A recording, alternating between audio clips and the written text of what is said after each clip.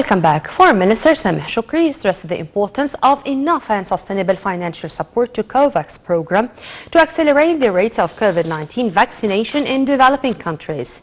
In his speech at the first meeting of the International Forum for Cooperation in COVID-19 Vaccination, Egypt top diplomat demanded support to local manufacturing abilities of developing countries to widen the base of vaccine production without sticking to intellectual rights of vaccines to achieve that goal.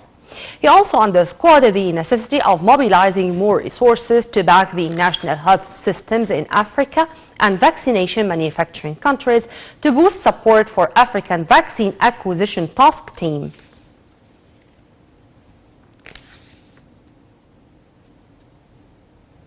Egypt celebrates on Friday the 6th anniversary of new Suez Canal inauguration. Head of the Suez Canal Authority, Vice Admiral Osama Rabia, said that around 1670 ships have passed that Suez Canal in July. We have more details. Vice Admiral Osama Rabia, the head of the Suez Canal Authority, said around 1,670 ships have passed the Suez Canal in July. He said a total of 108,957 ships have passed through the canal in the 6 years after the inauguration of the new Suez Canal. This comes as the new Suez Canal celebrates the 6th anniversary of its inauguration. 6 years ago, the new Suez Canal, one of President Abdel Fattah al-Sisi's earliest projects, was inaugurated.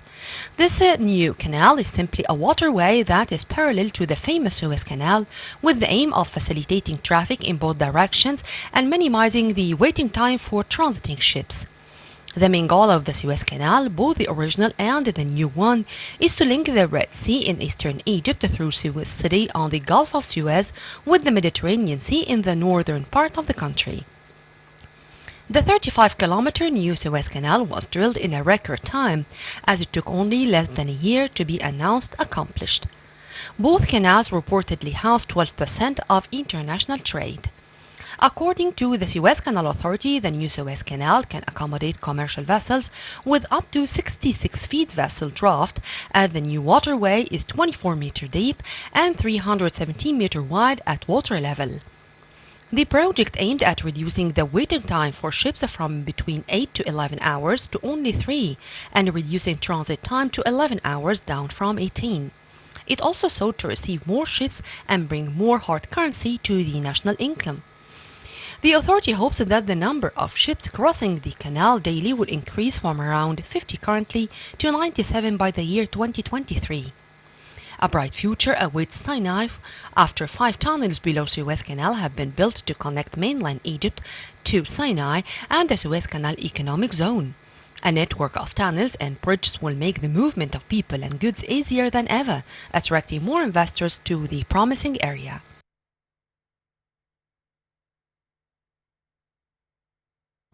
Despite a week-long lockdown to stamp out an outbreak of Delta variant, Australian officials warned Sydney residents on Friday to brace for a surge in COVID-19 cases after the country's largest city logged record infections for the 2nd straight day.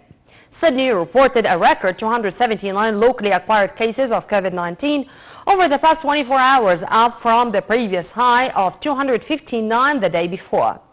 New South Wales reported a record 291 cases, up from 262. Officials in the neighboring state of Victoria, which on Thursday night entered its 6th lockdown since the pandemic began, warned the state was in a position as officials tried to trace the source of several unlinked new cases. Faced with another lockdown within weeks, an anti-lockdown protest erupted in state capital Melbourne on Thursday night. More than 60% of Australia's 25 million citizens are in hard lockdowns on Friday to try to contain the latest surge, including the country's 3 largest cities, Sydney, Melbourne and Brisbane.